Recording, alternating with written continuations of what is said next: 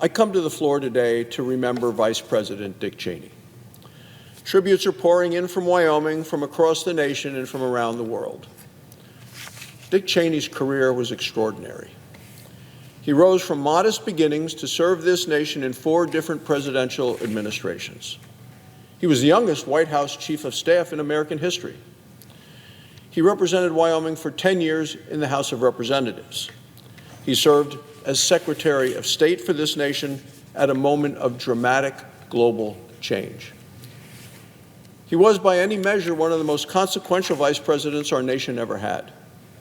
Dick helped guide the course of history in Wyoming, in America, and around the world.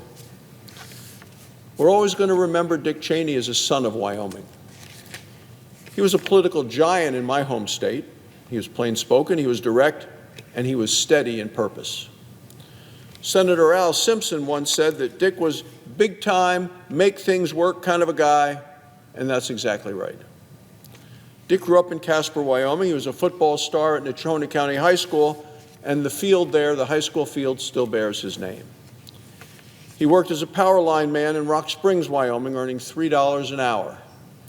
He got his start in politics in the 1960s as an intern in the Wyoming State Senate. He went on to Washington. He served President Gerald Ford as the White House Chief of Staff, still, as I say, the youngest person in history to hold that position. When Art Laffer sketched out the legendary Laffer curve on a cocktail napkin, talking about economics, it was Dick Cheney's napkin. Dick was at the center of our nation's history in so many ways. After the Ford administration, Dick came home to Casper. He ran for Congress, and he won that seat 6 times in a row. In Congress, he fought for lower taxes, he fought for Second Amendment rights, and for preserving our state's natural beauty. Dick rose to become the whip of the Republican Party in the House of Representatives. That made him the second Republican whip in Congress from Wyoming. Senator Al Simpson was chosen to be the Senate Republican whip just a few years earlier. When George Herbert Walker Bush became president, he chose Congressman Dick Cheney to serve as his Secretary of Defense. The Senate confirmed him unanimously, 92-0. Don't see anything like that happening around this place today, Mr. President. In 4 transformative years, he oversaw a victory in Desert Storm. He guided America through peaceful end of the Cold War. He helped shape America's role as the world's only superpower. A decade later, he became Vice President of the United States. He liked to joke that he personally delivered Wyoming's 3 electoral votes in an election decided by 1 vote in the Electoral College. Those 3 votes from Wyoming mattered. After the 9/11 terrorist attacks, Dick's calm, steady leadership reassured Americans in one of our darkest hours. Dick's values were the values of Wyoming, enshrined in the Cowboy Code.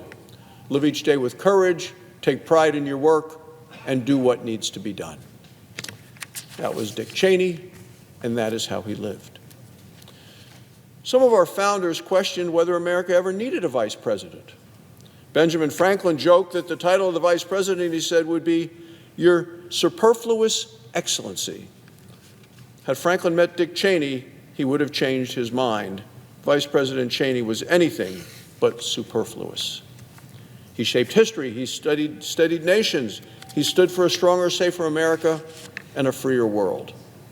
As Vice President, Dick held the title of President of the Senate. In that capacity, he presided, as you're presiding today, Mr. President, over our chamber. His 8 tie-breaking votes in the floor of the Senate were cast at decisive moments in our history. In 2001, he cast the tie-breaking vote on the budget resolution that paved the way for generational tax relief for American families. Dick never treated this office as ceremonial. He was hands-on and deeply engaged in governing. A bust of Vice President Cheney now rests in the Senate wing of the Capitol. It marks not only the office he held, it memorializes the values that he lived. A son of Wyoming, a defender of freedom, an American original. We remember Dick Cheney as he lived, steady in purpose, firm in conviction, loyal to his country and unafraid to do what he believed was right. My prayers are with Lynn, with Liz and Mary, with their grandchildren, as they celebrate the life of an incredible man. May he rest in peace. Thank you, Mr. President. I yield the floor.